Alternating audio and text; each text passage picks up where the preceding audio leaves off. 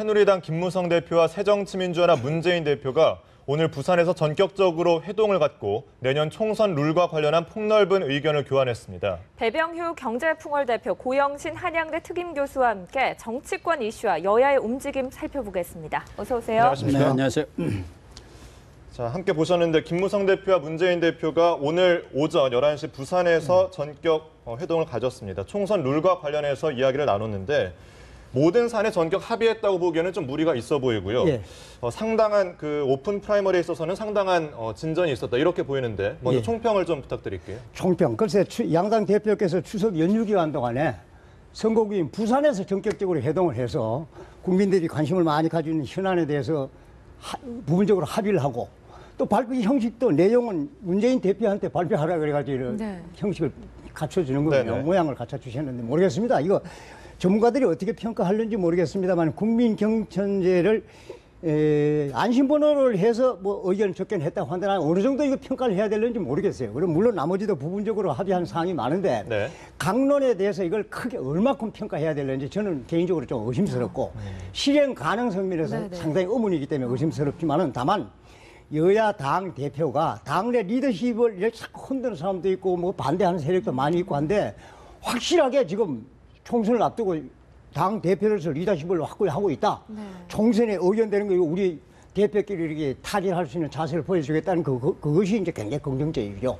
그다음에 나머지 부분에 강론의 부분에는 앞으로 입법이나 이런 정개특위를 통해서 이제 양당 대표 의견을 접근시켜 나가야지. 그래가지고 결과를 좀 보여주셔야 되지 않을까. 그렇게 봅니다. 네, 양당 대표가 만나서 이런 모습을 보여줬다는 것은 상당히 의미가 예. 있고 그러나 좀 구체적으로 내용을 살펴봤을 때는 앞으로 좀 지켜봐야 한다 이런 말씀이신데 교수님께서는 어떻게 보셨어요? 이 선거구 획정 문제라든가 공천 문제 이것은 사실은 정치권의 관심사이지 일반 국민들의 관심사는 아닙니다. 네. 자기들 그 밥그릇 싸움인데 어쨌든 양당 대표가 정치권 핵심 현안에 대해서 큰 고비는 넘겼다. 그러니까 협상의 큰 물줄기는 잡았다는 생각이고 특히 양당 대표가 잘 아시다시피 김무성 대표는 당내에서 친박 또 문재인 대표는 당내에서 비노예 그런 거센 그 정치적 리더십에 대한 도전을 받고 있는 상황 속에서 두 분이 경남 중고 선배로서 손을 잘 잡고 이 고비를 넘겨보자. 뭐 이런 이신전심이 있었는지 모르지만 어쨌든 앞으로 강론에서 문제만 잘 풀려 나간다면은 두 대표로서는 정치적 위상을 확고히 할 수 있는 그런 전기도 마련하고 협상은 물꼬도 텄다 이렇게 저는 평가를 합니다. 네, 김 대표가 명절에 언제라도 만나자라고 문재인 대표에게 직접 제안을 했지만 사실 재신임의 고비를 넘으면서 문재인 대표로서는 조금 회동에 미온적이다라는 시각도 있었거든요. 그런데 네. 이렇게 명절에 추석에 또 지역구인 부산에서 만난 데는 어떤 두 대표 간의 정치적 이해관계가 맞아떨어졌다 이렇게 봐야 되겠습니까? 정치적 이해관계가 맞아떨어졌다고도 볼 수 있고 두 분이 다 지역구 가지고 부산이고 네. 지금 두 양 대표가 지금 맞대결을 해야 된다는 이런 야당 혁신안을 보면 그런 논리가 나오고 있지 않습니까? 그러니까 이런 분위기에 압박을 받지 않을 수 없는 겁니다. 그다음에 두 분은 어쨌든 부산이라는 지역구도 같을 뿐만 아니고 네네. 중앙보다 선후배 관계고 어떤 형태든지 지금 국민들 눈에 두 분이 전격적으로 회동해가지고 당 대표로서 리더십을 확실하게 행사한다는 인식을 보여줘야 됩니다. 그런 측면에서 지금 긍정적인 평가를 받을 수 있는 거 아니겠습니까? 그리고 이 강론에 대해서는 고 교수 말씀하신 대로 일반 국민은 내용을 모르거든요. 저 같은 네. 사람도 진짜 이거 안심번호 국민 경선제가 이거 합당한지 안 한지에 대해서 전 평가가 저해요. 나는 실현 가능성이 별로 높지 않다고 보는 겁니다. 그 이외에 현안이 많이 있는데 근본적으로 양당 대표가 회동해가 전격적으로 타결할 수 있는 사항이 하나도 아닙니다. 쉽게 말하면 김무성 대표가 말하는 정치 생명을 걸고 전 국민 완전 국민 경선제를 도입하겠다. 그거 실현 가능성 면에서 신박으로부터 반대를 받기 때문에 대단히 어렵고 그다음에 문재인 대표가 말하는 권역별 비례대표제니 뭐 석패율제니 선거연령 인하 문제니 여야 당 대표 회동으로 해결될 수 있는 성질이 아니에요. 대단히 중요한 민간 안건이지만 아까도 말씀드렸습니다만 그렇지만은 양당 대표가 추석 연휴 때 전격적으로 만나서 우리가 적극적으로 이 문제를 타결하기 위해서 합의를 했다 하는 자세를 보여준 것이 매우 긍정적이고 앞으로 이제 강론에 가면은 이론이 많이 있습니다. 네. 그래서 이제 질문하신 대로 왜 긍정적으로 보느냐 하는 것은 시기적으로 양당 대표가 그래도 국민의 뜻을 수용한 것이 아니냐. 라는 측면에서 저는 평가를 하고 싶습니다. 네, 시기적으로 적절했다 이렇게 평가를 예. 해주셨는데 그럼 저희가 여기서 이제 그 강론을 조금 들여다봐야 할 것 같은데요. 일단 항목별로 어떤 내용들이 있는지 하나하나 좀 짚어보도록 하겠습니다. 오늘 상당히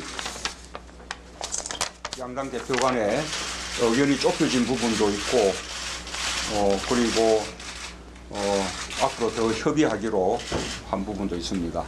의견이 좁혀진 부분도 구체적으로 법안을 만드는 과정은 정개특위에서 더 이렇게 좀 세밀하게 논의할 것으로 봅니다. 우선 국민공천제에 대해서 양당 대표는 상당한 의견 접근을 이루었습니다.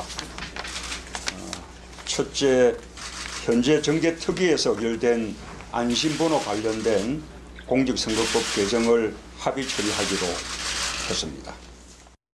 네.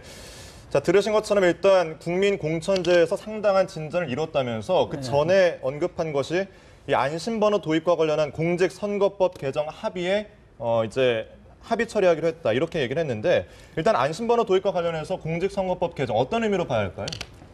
일단 안심번호 이 도입하는 것은 정개특위에서 이미 합의가 된 사항입니다. 지금까지는 이렇게 여론조사라든가 뭐 이런 게 당내 경선을 할 때 전화번호를 개인이 갖고 있는 핸드폰 번호를 전화를 했는데 그렇게 되니까 개인이 말하자면 개인의 정보가 노출이 되니까 네네. 노출이 돼서 또 경우에 따라서는 그 어떤 풀이 되어 있는 것을 되게 압니다.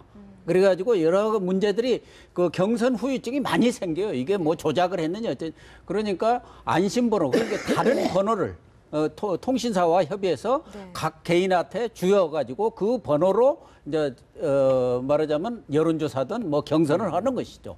그러니까 제가 010 어떤 번호를 갖고 있으면 저한테 다른 번호를 줘서 당신 번호는 이거요. 그러니까 이건 안심해도 된다. 네가 뭐 여당을 지원하든 야당을 지지하든 그거란 말이에요. 그러니까 이 부분에 있어서는 이미 정개특위에서 합의했고 그에 관한 도입을 공직선거법을 개정하기로 했는데 우선 이렇게 되면은 오픈 프라이머리를 전면적으로 시행하는 것은 아니지만 그 합의까지는 한 건 아니지만 시행할 수 있는 토대를 마련한 겁니다. 그러니까 경우에 따라서 부분적으로 시행할 수도 있죠. 수도권 하자, 수도권. 예를 들면은 여야 중에서 전략공천을 한다든가 야당도 지금 20% 전략공천을 하도록 지난번 그 개혁 안에서 마련을 했지 않습니까? 네네. 그러니까 그런데 빼고 또 여당 내에서도 지금 뭐 일각에서는 청와대에서 몇십 명의 뭐 명단이 늘었느니 어쩌지고 하고 또 할 수 없는 지역도 있거든요. 네네. 그러니까 할 수 있는 지역의 경우는 예를 들면 3,000명이면 3,000명 이렇게 안심번호를 주어서 거기서 말하자면은 이런 오픈 프라이머리를 하면은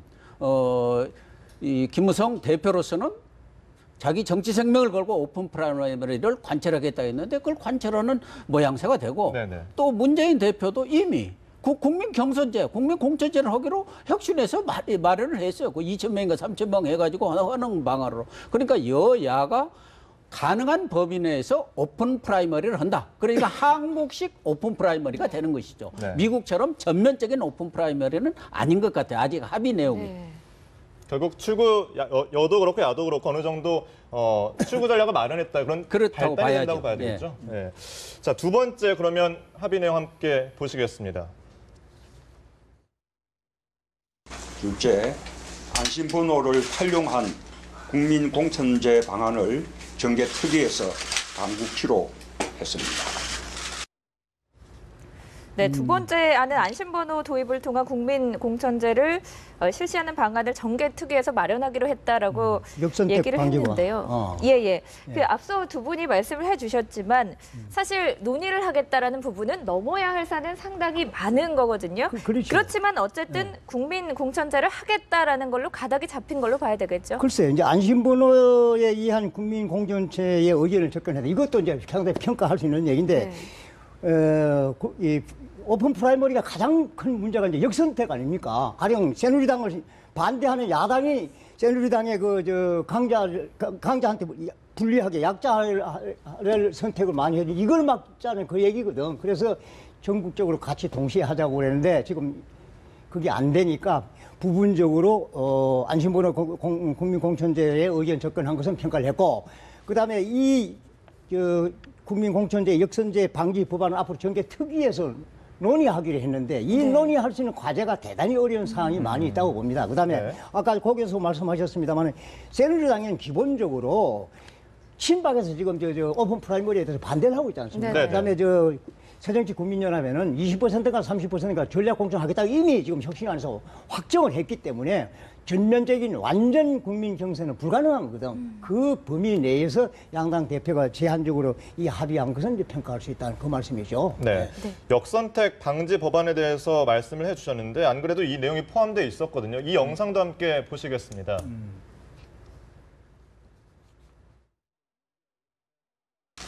셋째, 안심번호 국민공천제는 선관위 주관으로 하되 일부 정당만 시행하게 될 경우 역선택을 방지할 수 있는 방안을 법으로 규정하기로 했습니다. 네, 역시 우려되는 부분이 바로 역선택 방지 법안인데 요 구체적으로 실행 가능한 어떤 법안들이 있을까요? 참 역선택을 방지할 수 있는 방안이 뭐가 있을까? 현실적으로, 근데 이 네. 경우는 역선택 방지라는 것은 다 하면은 다 할 경우는 그 역선택 방지가 필요가 없는 겁니다. 네네. 근데 일부 문재인 대표가 발표한 대로 일부 정당만 시행할 거고 어떤 경우에는 뭐 새누리당만 할 수도 있고 네. 어떤 경우는 새정치민주연합만 있을 경우가 있단 네네. 말이에요. 그런 경우 야당 지지자 예를 들면 새누리당만 할 경우 야당 지지자들이 여당의 약한 사람을 역선택할 수가 있지 않습니까? 그렇죠. 그래야 선거에 유리하니까. 네네. 그걸 방지할 수 있는 방안을 마련하겠다고 하는데 과연 어떻게 그걸 방지할 수 있을까? 개인들한테 예를 들면은 뭐 이런 방법은 있을 수가 있죠. 예를 들면 어떤 정당만 하면은 그 정당의 당원들만을 상대로 해서 한다든가.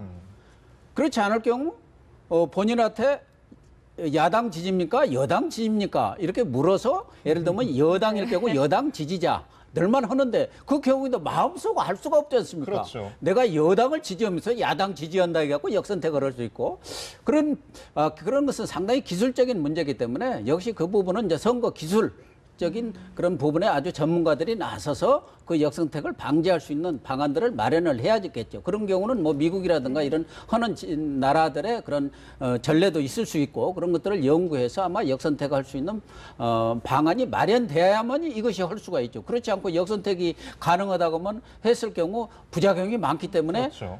당장 의원들 입장에서는 반대하죠. 지역 의원들 입장에서. 네, 머리를 좀 짜내야 될 텐데 어떤 내용이 나올지 지켜봐야 될 것 같습니다. 그것 좀 지켜봐야 할 것 그런데 같습니다. 우리가 당초 알기로는 문재인 대표는 오픈 프라이머리를 동시에 실시하는 부분에 대해서는 당초에 부정적인 입장이었거든요. 그렇기 때문에 이 문구가 삽입이 됐다고 봐야 되겠습니까? 글쎄 이제 이 합의라고 되어 있습니다만 네. 합의 알면가 우리 같은 사람 머릿속에 안 들어와요. 왜 그랬냐? 사안 자체가 양당이 가지고 있는 배경하고 안 맞거든. 오픈 프라이머리도 저 김무성 대표께서도 완전 국민 경선제라고 했습니다만 사실상 당내 저 세력 분포로 보면 이 쉽지 않은 상황이거든. 저 새정치민주연합은 아예 지금 혁신안에서도부터 문제가 되어 있기 때문에 이게 네. 불가능한 상황이에요. 그래서 이 합의안으로 보면은 국민 공천제 역선택 방지 법안을 마련키로 마련하기로야 합의한 것이지 어떤 내용으로 마련한다는 것이 핵심이 나와 네네, 있지 들어있지가 않습니까? 않죠. 역시 아까 고 교수도 말씀하신 대로 쉽지 않은 방법이에요. 이게 오픈 프라이머리는 전 국민을 상대로 해가지고 완전히 경선을 해버리면 이건 문제가 없는 건데 네. 기본적으로 양당이 다 그게 안 되는 상황 속에서 지금 양당 대표 합의를 하려니까 이를 어중간한 합의안이 나온 것이 아니겠느냐. 그런데 우리나라 현재 여건 상황 속에서 그나마 그래도 합의로 평가해 줘야 되지 않겠느냐 하는 이런 정도까지 우리는 평가할 수 있는 겁니다. 우리 네. 입장에서. 아무래도 역선택을 어떻게 방지할 수 있을지는 좀 지켜봐야 될 것 같고요. 그리고 그동안 오픈 프라이머리의 약점으로 꼽혀왔던 게 이제 정치 신인들 아니겠습니까? 신인들에게 굉장히 불리하게 작용할 거라고 봤는데 이거와 관련된 내용도 들어 있었거든요. 어떤 내용들이 있었는지 역시 한번 보겠습니다. 넷째, 신인들을 위한 예비후보 등록 기간을 선거일 전 6개월로 연장하고 예비 경선 홍보물을 전 세대로 확대하기로 했습니다. 마지막으로 신인, 여성, 청년, 장애인 등을 위한 가산점 부과에 대해 법에 근거를 두고 또 불복에 대한 규제를 법으로 규정하기도 했습니다. 그 밖에 양당 대표는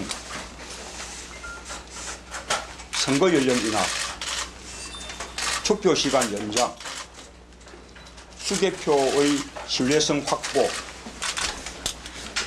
권력별 정당 명부 비례대표제와 득표율제 등 지역주의 정치구도 완화 방안을 논의했고 앞으로 더 협의하기로 했습니다.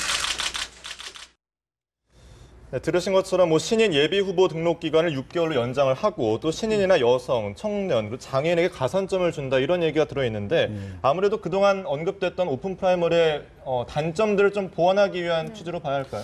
오픈 프라이머리의 가장 큰 단점으로 지적되는 게 신인들의 정치 신인들의 그런 그 배출이 좀 어렵다. 네네. 그러니까 인지도가 높은 지금까지 미국 예를 보더라도 인지도가 높은 현역 의원들이 늘 오픈 프라이머리를 하는 경우 인지도가 높고 잘 알려져 있고 그러니까 늘 경선에서 이기더라. 그런데 이번의 경우 그걸 좀 보완해서 신인의 경우 예비 후보 등록 기간을 6개월로 이렇게 연장을 하고 또 홍보물도 각 세대별로 다 보낼 수 있도록 하고 거기다 가산점까지 줘서 신인이 경선에서 아주 불리하는 상황을 면하도록 이렇게 하기는 했습니다만 그래도 결국은 이 오픈 프라이머리를 하면은 현역들 배지를 달고 있는 현역들이 좀 유리합니다. 네, 저도 이 내용을 봤을 때 이 정도 가지고 과연 신인들이 어느 정도 어드밴티지를 얻을 수 있을까 하는 의문이 들었거든요. 그렇죠. 대표님께서는 어떻게 보세요? 이제 구체적으로 어떻게 얼마큼 가산점을 주고 하려는지 두고 봐야 되겠는데 네네. 원칙적으로 신인 예비 후보 등록 기간을 연장해 주는 것도 바람직하고 그다음에 신인 여성 청년 장애인들에게 가산점을 준다는 원칙도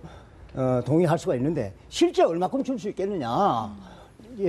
그냥 그 기득권자들하고 경쟁할 수 있는 수준이 어느 정도냐 하는 것도 논의가 돼야 되고 그다음에 여성이나 청년 장애인들한테 가산점 주는 건 좋은데 비례대표 진출한 초선 의원들의 그 국회 의정 활동하고 관계에서 보면은 이런 분들의 기초 자격 검증 같은 건 논의가 없이 무조건 신인 여성 장애인이라 해가지고 가산점 줘야 되겠냐 하는 것도 또 하나의 논의점이 아니냐 하는 생각을 합니다. 뭐 특정인을 가지고 얘기하는 것이 아니고 네네. 지금 보면 이 비례대표의 초선 의원들 중에 국회 의정 활동에서 정말 그 눈에 거슬리는 경우가 대단히 많이 있어요. 그래서 신인이나 이런 분들한테 가산점을 주긴 주되 그분들의 기초 저거에 대해서도 같이 논의해야 되지 않겠느냐. 차후에 문제가 될는지 모르겠습니다만 그런 의문점을 갖습니다. 저는. 네. 사실 지금까지 알아본 이 내용들을 봐도 오픈 프라이머리에 대한 어느 정도 진전이 있었던 내용인데도 불구하고 강론으로 들어갔을 때는 앞으로 논의돼야 될 게 굉장히 산적해 있거든요. 그런데 지금 오늘 전격 회동에서 이렇게 합의만 이루어진 게 아니라 사실 이견을 확인한 부분도 있었습니다. 김무성 대표와 문재인 대표가 선거구 획정 문제에 대해서는 좀 이견을 보였다고 이야기를 했는데 어떤 내용인지 함께 보겠습니다. 선거구 획정 문제를 10월 13일까지 결정이 돼야 되는데 그 부분에 대해서는 저는 계속 주장해왔던 지역구를 늘리고 비례대표를 줄이지 않은 주장을 했고 문 대표께서는 비례대표 수 줄일 수 없다 하는 걸로 이야기가 이견이 없었습니다. 네, 지역구와 비례대표 의석수를 어떻게 할지 이 부분도 사실 급한 문제인데 합의에 이르지 못한 것 같네요. 급한 것은 이겁니다. 공천은 내년 4월 13일이 선거일이기 때문에 1월 들어가서 이후 문제고 10월 13일까지 선거구가 획정이 돼야 하거든요. 선거구가 정해져야 한단 말이에요. 그러니까 의원들 입장에서는 지금 가슴이 타고 바짝바짝 조이는 것은 이 선거구 문제인데 이 부분에 있어서는 양당 대표가 지금 합의를 전혀 못한 거예요. 워낙 이해관계가 첨예하거든요. 야당 입장에서는 비례대표를 어쨌든 안 줄이려고 여당 쪽에서는 비례대표를 줄여서 지역구를 늘리려고 하는 거란 말이에요. 그렇게 되는데 지금 양당 대표가 이 합의를 못했기 때문에 과연 이 부분을 어떻게 합의해 낼까가 지금 시간은 촉박하고 아주 시급한 현안인데 당 간에 이 비례대표를 줄이느냐 늘리느냐가 상당히 의석수를 좌우를 하거든요. 그렇죠. 의석수에 한 너댓 석을 왔다 갔다 하기 때문에 또 지역구를 줄인다 하면은 또 지역 의원들, 농촌 의원들은 뭐 난리가 날 것 아니겠습니까? 그라인도 지금도 4개, 5개가 합쳐가고 한 지역구가 있는데 더 늘어나면 뭐 이렇게 할 경우 지금 뭐 농촌 지역 의원들이 아마 반란 지경이 일어날 거기 때문에 뭐 김무성 대표도 쉽게 그 지역구 줄이는 문제 양보 못할 거고 또 문재인 대표도 또 이 기득권 문제가 있기 때문에 비례대표 줄이는 문제 또 양보를 못할 것 같아서 지금 급한 것은 이건데 이 부분이 지금 오늘은 거의 논의가 그렇죠. 논의를 많이 했는데 접점을 못 찾은 거 아닙니까? 네. 양당 대표가 해동해가지고 전격적으로 타결하기 어려운, 기본적으로 어려운 안건이에요. 선거구역이란 정치인들 생명하고 왔다 갔다 하는데 기본적으로 지금 새누리당은 농어촌 지역의 국회의원들이 지역구 축소한다는데 그 동의를 하겠습니까? 또 문재인 대표는 지금 비례대표를 여당에서 줄이자고 하는데 그 동의할 수 있겠습니까? 양쪽에 다 정치 생명을 걸고 동의할 수 없는 상황이에요. 그래서 앞으로 정계특위에서 어떻게 뭐 말씀을 합니다만은 외부적인 셀프 계획보다도 외부적인 입김이 많이 작용해야 되지 않겠느냐 하는 그런 생각을 합니다. 저는 선거구역 정리에 관한 한 국민적인 외부의 힘, 압력이 작용하지 않고 여야당의 정치적인 이해관계 대립에 맡겨둬가지고는 결론을 나기가 어렵지 않느냐 하는 그런 생각이고 결론이 난다 치더라도 양당이 서로 이익을 주고받는 식으로 엉거정무한 걸 개혁 안으로 끝날 것이 아니겠느냐 그런 생각이 듭니다. 네. 일정 사안에 대해서는 어느 정도 합의가 이루어진 건 맞습니다만 김무성 대표도 그렇고 문재인 대표도 그렇고 각 당으로 돌아가서 김 대표 같은 경우는 이제 친박계 의원들의 반응을 살펴야 될 것 같고 그렇죠. 문재인 대표 같은 경우는 비노계를 염두에 좀 둬야 될 것 같은데 네. 당내 어떻게 파장이 좀 일까요? 우선 김무성 대표는 30일 날 의총이 예정이 돼 있고 거기에서 오픈 프라이머리에 대해서 의총에서 뭔가 새로운 결론을 내자. 지금 친박 쪽에서는 현실적으로 오픈 프라이머리가 어려운 것 아니냐.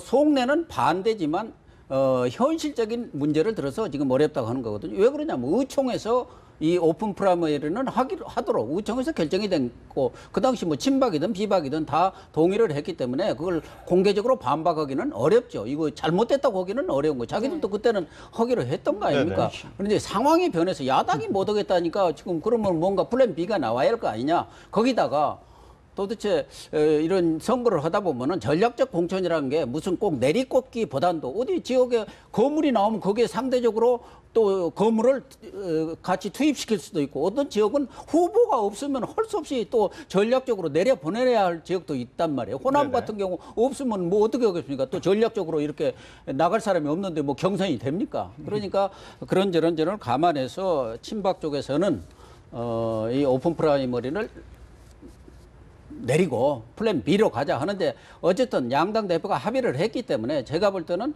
김무성 대표가 오픈 프라이머리 원칙을 지키되 그러나 국민 경선이 가능한 곳 말하자면 오픈 프라이머리가 가능한 곳은 하고 또 할 수 없는 지역 꼭 전략 공천이 필요한 지역은 뭐 상향식 뭐 공천을 한다든가 뭐 그런 형식으로 새로운 어떤 대안을 또 내놓지 않겠냐 그런 생각이 듭니다. 네, 알겠습니다. 자, 그러면 오늘의 전격 합의로 과연 어떤 정치권의 바람이 불지는 앞으로 지켜보도록 하겠습니다. 오늘 두 분 말씀은 여기서 마무리 짓겠습니다. 고맙습니다.